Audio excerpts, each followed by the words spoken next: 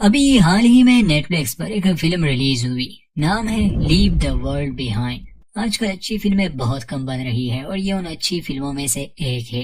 कहानी कुछ इस तरह है कि एक परिवार न्यूयॉर्क के लॉन्ग आइलैंड पर छुट्टियां बिताने चला जाता है और अगले ही दिन सब कुछ बदल गया। सिर्फ उनके लिए नहीं बल्कि करोड़ों लोगों के लिए। यह कहना भी गलत नहीं होगा कि जिस दुनिया को वो जानते थे वो बिल्कुल उलट जाती है। फिल्म में काफी कुछ राज रखा गया है जो हमें उलझन में डाल देता है। हमें ये पूरी कहानी बस कुछ लोगों के नजरिए से दिखाई जा रही है, बल्कि हम ऑडियंस को भी ऐसे ट्रीट किया जाता है जैसे हम भी इस कहानी का हिस्सा हो। चलिए आगे देखते हैं क्या है इस फिल्म में। चैनल को सब्सक्राइब करना ना भूले।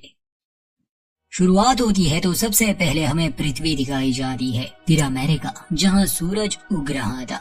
एक आम दिन से ही सब शुरू हुआ। अब हम कहानी के अंत तक एक परिवार के साथ जुड़े रहेंगे। क्ले सैनफोर्ड का परिवार, जिसमें वो, उसकी पत्नी अमेंडा और दो बच्चे रॉस और आर्ची हैं। इन लोगों के बारे में जानना जरूरी है। क्ले एक प्रोफेसर है और न्यूयॉर्क एक यूनिवर्सिटी में पढ़ाता है। बहुत शांत इंसान है, गुस्सा जल्दी नहीं आता, अपनी पत्नी और बच्चों से बहुत प्यार करता है। मगर अमेंडा बहुत गुस्सैल और लोगों से नफरत करने वाली औरत है। चिड़चिड़ापन, लोगों से बदतमीजी करना, लोगों पर शक करना, जल्दी गुस्सा आना, ये सभी अच्छी बातें अमेंडा में थी। और वो एक एडवर्टाइजमेंट कंपनी में काम करती थी। इनकी छोटी बेटी रोज एक मासूम सी बच्ची है जो आजकल फ्रेंड्स सीरीज का लास्ट सीजन देख रही है। आर्ची चूंकि बड़ा है और प्यूबर्टी के लेवल पर है, इसलिए उसमें कुछ गलत बातें हैं और अक्सर वो अपनी छोटी बहन को तंग करता रहता है। बाकी ये एक साधारण सा परिवार है। तो आज के दिन जब क्ले की आंख खुलती है, अमेंडा पहले ही जाग चुकी थी। आज वो थोड़ी सी अलग थी। क्ले से कहती है कि आज सुबह जब मैं जागी, खिड़की से बाहर देखा लोगों को, तो मेरे मन में ख्याल आया क्यों ना हम कहीं छुट्टी पर चले जाए। इसलिए मैंने लॉन्ग आइलैंड पर एक घर बुक किया है। हम वहीं जाने वाले हैं और तुम्हें इसलिए नहीं बताया कि अगर मैं बुकिंग करूं तो तुम मुझे मना नहीं कर सकोगे। बेचारा क्ले क्या कहता, वो मान जाता है। अमेंडा बच्चों को तैयार करती है और अगले सीन में हम इस परिवार को अपनी गाड़ी में देखते हैं जो लॉन्ग आइलैंड की तरफ जा रहे थे। ये सभी काफी खुश थे। कुछ घंटे बाद ये उस घर में पहुंच जाते हैं जो अमेंडा ने ऑनलाइन बुक किया था। घर काफी शानदार था, इन्हें पसंद आता है। वहाँ एक पूल भी था, इसलिए बच्चे तो सीधा पूल में ही चले जाते हैं। क्ले गाड़ी से सामान ले आता है और अमेंडा कहती है कि मुझे मार्केट जाना है ताकि खाने पीने का सामान ले आऊं। अमेंडा खुशी खुशी मार्केट जाती है, अपनी जरूरत का सारा सामान ले आती है। पार्किंग लॉट में जब वो अपनी गाड़ी में सामान रख रही थी तो वो एक आदमी को देखती है जिसने बहुत सारा पानी और खाने का सामान खरीदा था। ये बहुत ज्यादा था किसी एक परिवार के लिए, मानो जैसे दुनिया का अंत होने वाला हो और वो इसके लिए खुद को तैयार कर रहा है। खैर अमेंडा को भी थोड़ा अजीब लगता है और हमें भी, मगर वो उससे बात नहीं करती और वापस घर आती है। क्ले स्मोकिंग करता था मगर अमेंडा जैसी पत्नी के डर से बेचारे ने स्मोकिंग ही छोड़ दी थी। अब ये छुट्टियां थी तो अमेंडा खुद ही उसे सिगरेट का एक पैकेट देती है कि तुम यहाँ स्मोक कर सकते हो मगर बच्चों के सामने नहीं। दोनों एक दूसरे के साथ अच्छा समय बिताते हैं और फिर तैयारी करने के बाद ये लोग बीच पर चले गए। ये वहाँ शांति के साथ अपना समय बिताते हैं, मगर जब बीच पर ये आए इन्होंने समुद्र में एक जहाज देखा। इन्हें लगा ये अपना रास्ता बदल लेगा। क्ले का कहना था कि मैंने सुना है यहाँ काफी बंदरगाह है। 1-2 घंटे बाद भी वो शिप वहाँ थी, बल्कि वो नजदीक आ चुकी थी। छोटी रोज तो बस उसे देखे जा रही थी, उसे कुछ ठीक नहीं लग रहा था। और फिर कुछ देर बाद वो कार्गो शिप इतनी नजदीक आ जाती है कि अमेंडा क्ले को जगाती है, कहती है कि कुछ गड़बड़ है। वो शिप रुकने का नाम ही नहीं ले रही थी। क्ले सबको वहाँ से भागने के लिए कहता है। बीच पर हंगामा मच गया। वो जहाज बीच पर ही रुक जाता है, मानो जैसे कोई उसे कंट्रोल कर ही नहीं रहा। इस अजीब से हादसे के बाद बीच को खाली कर दिया गया। क्ले वहाँ के एक गार्ड से इस बारे में पूछता है तो जवाब में वो कहता है कि शायद नेविगेशन सिस्टम में कोई खराबी आई होगी। ऐसे और भी जहाजों के साथ हुआ है। ये लोग सीधा घर आते हैं। आते ही इन्हें पता चला कि इंटरनेट भी काम नहीं कर रहा। क्ले ने टीवी भी चेक किया, उस पर भी कोई चैनल नहीं आ रहा था। ये ऑनलाइन अपने लिए खाना नहीं मंगवा सकते थे, इसलिए शाम को बर्गर पर ही गुजारा कर लेते हैं। रात को जब बच्चे सो गए, अमेंडा और क्ले नीचे ड्रिंक कर रहे थे। दरवाजे पर दस्तक होती है। एक लम्हे के लिए ये लोग डर जाते हैं। दरवाजा खोलने पर इनके सामने स्कॉट नाम का एक आदमी और उसकी बेटी रूथ खड़े थे। इन्हें हैरानी हुई क्योंकि किसी अजनबी का यहाँ आना बड़ा अजीब था। स्कॉट बताता है कि असल में ये घर हमारा है, आपने मुझे ही मेल किया था। वो अमेंडा का नाम जानता था मगर दोनों की बात नहीं हुई थी, इसलिए अमेंडा को शक था। स्कॉट कहता है कि क्या हम अंदर आ सकते हैं? क्लेव से अंदर आने देता है। स्कॉट बताता है कि हम शहर में रहते हैं मगर वहाँ ब्लैकआउट हो चुका है, पावर जा चुकी है। मैं ऊंची बिल्डिंग में रहता हूँ, मैंने घुटने का ऑपरेशन किया है, सीढ़ियाँ नहीं चढ़ सकता, इसलिए हम यहाँ आए। मुझे पता है आप लोग छुट्टियाँ बिताने आए हैं, आपने पैसे दिए हैं, हम आपको जाने के लिए नहीं कह रहे, हम भी यहाँ रहना चाहते हैं और आप फिक्र ना करें, हम बिल्कुल भी आपको परेशान नहीं करेंगे, हम बेसमेंट में सो लेंगे और मैं आपको पैसे भी दे दूंगा। वो $1000 क्ले को वापस करता है। खैर क्ले को तो उन पर कोई शक नहीं था मगर अमेंडा इतनी आसानी से मानने वाली नहीं थी। क्ले तैयार था कि अगर ये इनका घर है तो जरूर ये लोग यहाँ रह सकते हैं, मगर अमेंडा कहती है कि नहीं, मुझे अजनबियों के साथ रहने में दिक्कत है, हम आपको यहाँ रहने की इजाजत नहीं दे सकते। इस बार स्कॉट की बेटी रूथ थोड़ी भड़क जाती है, कहती है कि ये हमारा ही घर है। अमेंडा और क्ले अकेले में बात करते हैं। अमेंडा को शक था, अजीब अजीब से ख्याल उसके मन में आ रहे थे, मगर क्ले बताता है कि ये लोग मुसीबत में हैं, मुझे नहीं लगता वो हमें नुकसान पहुंचाने आए हैं। स्कॉट ने इनके सामने कैबिनेट को भी खोला था तो क्ले कहता है कि अगर ये इनका घर नहीं होता तो भला वो इसे खोल सकता था क्या? उसके पास चाबी थी। अमेंडा गुस्सा करती है कि घर में उनकी एक भी तस्वीर नहीं, वो झूठ बोल रहे हैं, घर उनका नहीं, वो गलत इरादे से यहाँ आए होंगे। क्ले समझाता है कि मैं उनसे बात करता हूँ, अगर मुझे थोड़ा सा भी शक हुआ तो मैं उन्हें जाने के लिए कह दूंगा। एक बार फिर से ये दोनों उनसे बात करते हैं। स्कॉट बहुत अच्छे से पेश आता है। अमेंडा कहती है कि ठीक है, मुझे अपनी आईडी दिखाओ, मगर एक समस्या आती, स्कॉट अपना वॉलेट कहीं छोड़ आया था। खैर बाकी उसकी बातों से तो ऐसा नहीं लग रहा था कि वो कोई सनकी पागल है, बल्कि अंदर ही अंदर वो काफी घबराया हुआ था। तभी रूथ टीवी चलाती है जिस पर आपातकालीन प्रसारण चल रहा था। हर चैनल पर यही था। स्कॉट ने जैसा कहा कि शहर में ब्लैकआउट हुआ है, यहाँ इंटरनेट का काम ना करना, टीवी पर कोई खबर नहीं, ये सभी बातें इन्हें उलझन में डाल देती है। फिर एक बात तो साबित हो गई कि सच में कोई गड़बड़ है, इसलिए स्कॉट और उसकी बेटी को वहाँ रहने दिया जाता है। हालांकि रूथ इस बात से गुस्सा थी, कहती है कि हम अपने ही घर में नौकरों की तरह रह रहे हैं, कल क्या ये हमसे झाड़ू पोछा भी करवाएंगे। सिर्फ स्कॉट को अंदाजा था कि क्या हुआ है, मतलब उसे शक था। स्कॉट असल में साइबर सिक्योरिटी में था। अगली सुबह रोज अपनी माँ को जगाती है, कहती है कि मुझे फ्रेंड्स सीरीज का आखिरी एपिसोड देखना है, इंटरनेट काम नहीं कर रहा, आप कुछ करें इस बारे में। उसके जाने के बाद अमेंडा जैसे ही अपना फोन देखती है, उसे कुछ न्यूज अलर्ट्स आई थी। जैसे ही वो क्ले को दिखाने वाली थी वो गायब हो जाती है। खैर क्ले का कहना था कि शायद किसी ने सब कुछ हैक कर लिया है, मगर अमेंडा को एक ही बात की फिक्र थी, वो ये कि उनके घर में 2 अजनबी है। कॉफी पीने के बाद क्ले अमेंडा से कहता है कि मैं मार्केट जाता हूँ, शायद वहाँ कोई मुझे बता सके ये सब क्या हो रहा है। रूथ और स्कॉट जागते हैं, क्ले का पूछते हैं तो अमेंडा बताती है कि वो मार्केट गए हैं। वो न्यूज अलर्ट्स के बारे में बात करती है। ये सुनकर स्कॉट थोड़ा सा चौंक जाता है। अमेंडा पूछती है कि क्या हालात बेकाबू हो रहे हैं, तो स्कॉट मुस्कुराता है कि नहीं, मुझे यकीन है सब कुछ ठीक हो जाएगा। असल में वो इन्हें डराना नहीं चाहता था।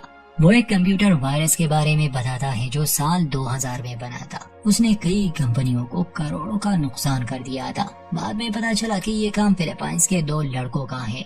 तो हो सकता है कि अभी जो हो रहा है ये बात इतनी बड़ी नहीं हो, शायद सिस्टम में कोई खराबी हो। हमें ज्यादा इसके बारे में सोचना नहीं चाहिए। चाहे स्कॉट उन्हें हिम्मत ही क्यों ना दे रहा था, मगर हालात बता रहे थे कुछ ठीक नहीं। स्कॉट की पत्नी और रूथ की माँ प्लेन से कहीं जा रही थी, तो स्कॉट को और रूथ को उनकी भी चिंता थी, क्योंकि सारे सिस्टम तो काम नहीं कर रहे। रोज जब बाहर थी तो उसे ढेर सारे हिरन दिखाई दिए, सैकड़ों की तादाद में। ये होना काफी अजीब था, क्योंकि जानवर ऐसा बर्ताव नहीं करते।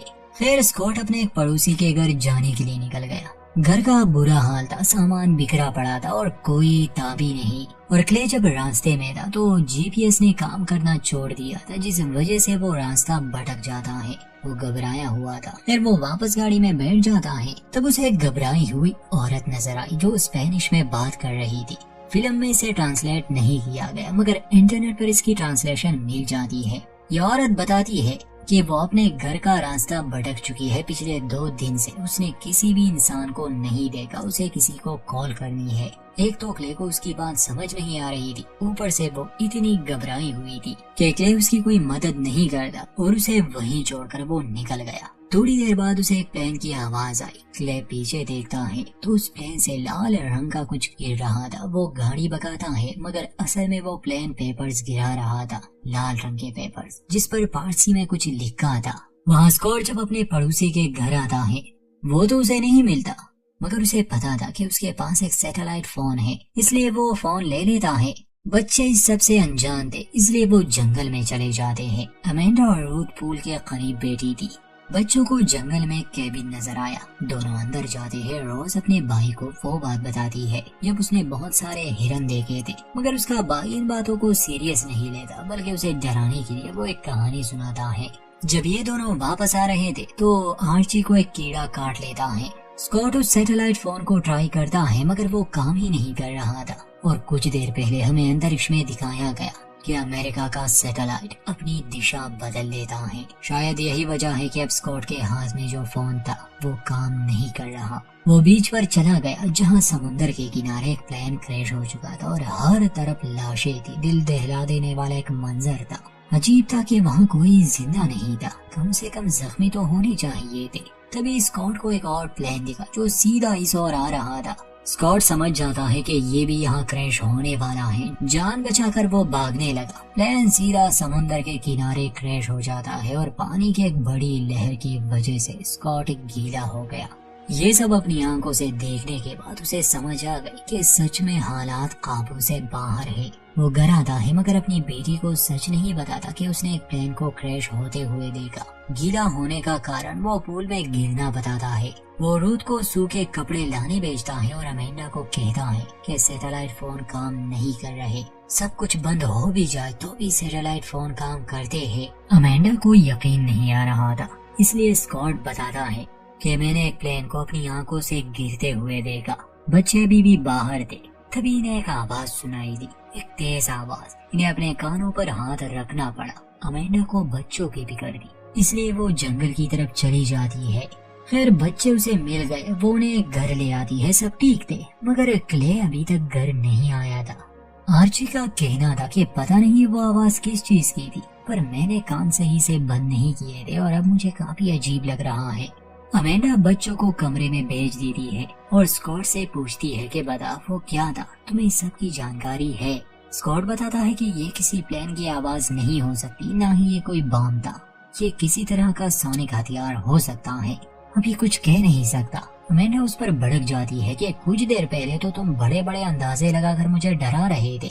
उसे क्ले की फिक्र थी। कहती है कि कुछ भी ठीक नहीं, शायद हमें बाथटब में पानी भरना चाहिए। पता नहीं ये सब कब तक बंद रहेगा। ये बात स्कॉट अपनी बेटी से छुपाना चाहता था मगर अब वो जान गई। इस बात से वो काफी दुखी हो गई। तब अमेंडा बताती है कि 2 दिन पहले मैंने एक आदमी को मार्केट में देखा था। वो जानता था कि ये सब होने वाला है। उसने ढेर सारा पानी और खाने का सामान लिया था। स्कॉट बताता है कि वो डैनी है, वही कॉन्ट्रैक्टर जिसने मेरे इस घर को डिजाइन किया है। वो हमेशा इन हालातों के लिए तैयार रहता है और शायद उसे इस सब का अंदाजा हो चुका था। इतने में क्ले भी लौट आया जो काफी डरा हुआ था। वो बताता है कि मैंने रास्ते में एक प्लेन को देखा जो ये पेपर्स फेंक रहा था।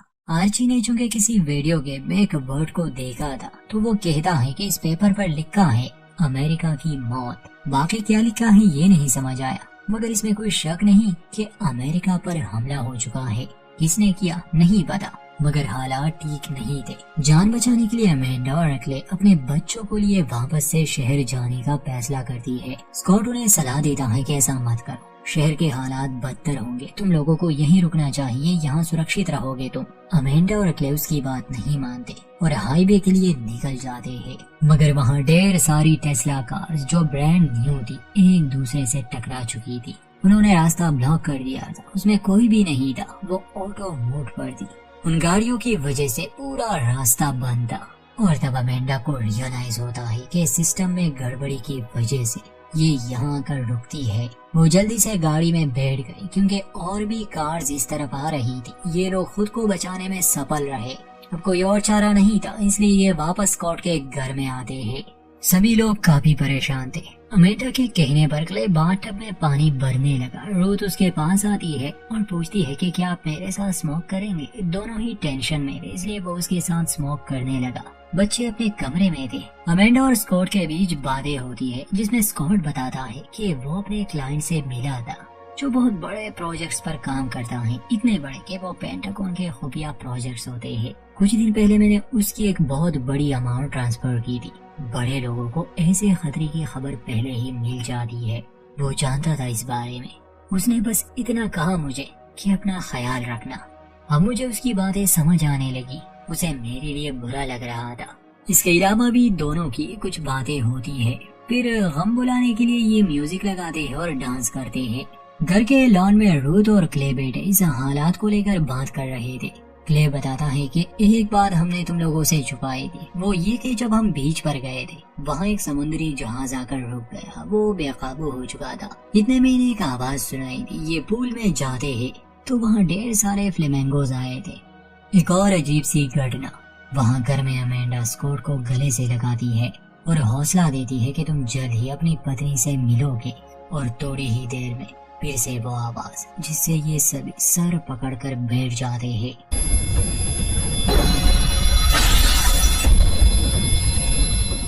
कुछ देर बाद वो आवाज बंद हो गई, मगर अब सभी को काफी डर लग रहा था। इसलिए क्ले का परिवार एक ही बेड पर सो जाता है और रूथ अपने पिता के साथ। रात को छोटी रोज, जिसे नींद नहीं आ रही थी, वो अपनी माँ से कहती है कि मैं इंतजार करते करते थक गई। सुबह इससे भी खतरनाक हालात थे। जब ये उठते हैं तो आर्ची के दांत गिरने लगे। अमेंडा और क्ले बहुत घबरा जाते हैं। वो समझ ही नहीं पा रहे थे कि हो क्या रहा है और वो क्या करे, क्योंकि मदद के लिए तो वो कॉल भी नहीं कर सकते थे। रोज भी कहीं चली गई थी, इन्हें मिल नहीं रही थी। स्कॉट बताता है कि वो आदमी डैनी, जिसे तुमने पार्किंग लॉट में देखा था, वो यहाँ पास में ही रहता है। मुझे यकीन है उसके पास काफी सामान है और हो सकता है कि उसके पास आर्ची के लिए कोई मेडिसिन भी मिल जाए। रूथ अपने पिता से नाराज थी कि वो उसे छोड़कर दूसरे लोगों की मदद कर रहा है, मगर स्कॉट वादा करता है कि वो 1 घंटे में लौट आएगा। आर्ची को लिए स्कॉट और क्ले डैनी के घर जाते हैं। ये दरवाजे पर दस्तक देते हैं। डैनी के हाथ में गन थी। वो इन दोनों से कहता है कि वहाँ दूर अपनी गाड़ी के साथ खड़े रहो, फिर बात करेंगे। स्कॉट हैरान था क्योंकि डैनी उसका दोस्त हुआ करता था और अब वो पूरी तरह से बदल चुका था, मानो जैसे जिंदा रहने की एक जंग शुरू हो चुकी हो। स्कॉट उनसे मदद मांगता है। क्ले बताता है कि मेरे बेटे को कुछ हो गया है, वो उल्टियाँ कर रहा है और उसके दांत गिर रहे हैं। डैनी बताता है कि दांत गिरना कोई बड़ी बात नहीं है, ये और भी जगहों पर हो चुका है। ये तेज आवाज जो बार बार सुनाई देती है, ये सीधा दिमाग पर असर करती है। मैं तुम्हारी कोई मदद नहीं कर सकता, चलो जाओ यहाँ से। बल्कि मैं तो हैरान हूँ कि तुम लोग अपने घरों से कैसे निकले। स्कॉट पूछता है कि ये तुम कैसी बातें कर रहे हो, हम दोस्त हैं।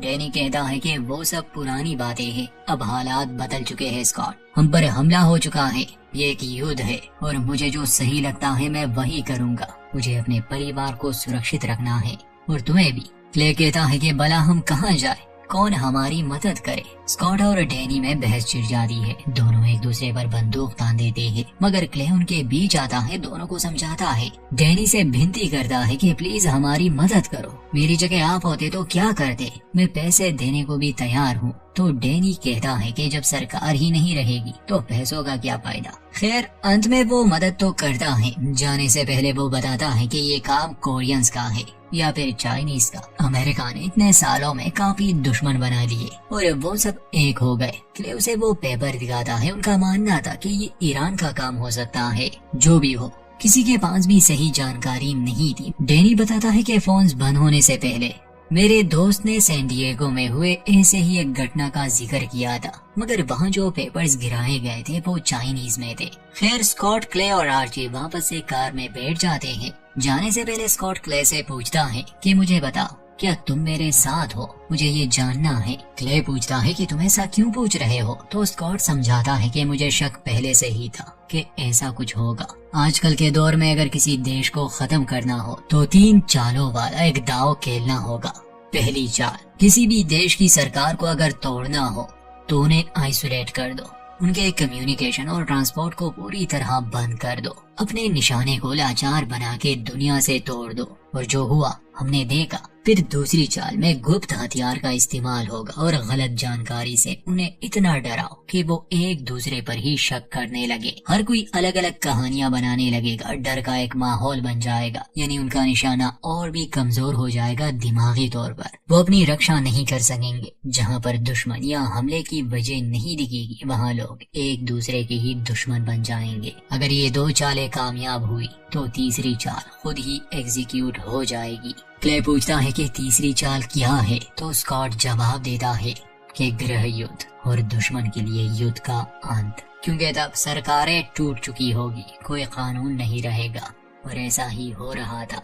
वहाँ दूसरी तरफ हम रूथ और अमेंडा को जंगल में देखते हैं, जो रोज को ढूंढने निकले थे। वो भी उस केबिन में पहुंच जाते हैं, जहाँ अमेंडा और रूथ के बीच थोड़ी बहस हो गई। फिर उन्हें बाहर से आवाज सुनाई दी। रूथ बाहर आती है तो वहाँ ढेर सारे हिरन थे जो उसके सामने खड़े थे। अमेंडा चीखते चिल्लाते हुए उनके सामने आती है, जिससे वो हिरन भाग जाते हैं। फिर अमेंडा का ध्यान शहर पर जाता है, जहाँ बम धमाके हो रहे थे। पूरी तरह से जंग का एक माहौल बना हुआ था। लोगों के चिल्लाने की आवाजें आ रही थी, यानी कि ये लोग एक सुरक्षित जगह पर थे अभी के लिए। शहर में लोगों ने एक दूसरे को ही मारना, लूटना और बलात्कार शुरू कर दिया होगा, क्योंकि जब कानून टूट जाता है तो यही सब होता है। फिल्म के अंत में हमें रोज दिखाई जाती है। उसने पहले घर देखा था, वो वहाँ आई थी। स्कॉट ने इसका जिक्र भी किया था कि मेरे पड़ोसियों के पास शायद बंकर हो। रोज को वो बंकर मिल चुका था। वो अंदर जाती है, जहाँ उसे ढेर सारा खाना, पावर सोर्स, एक डीवीडी प्लेयर, बहुत सारी फिल्में, सीरीज मिल गई,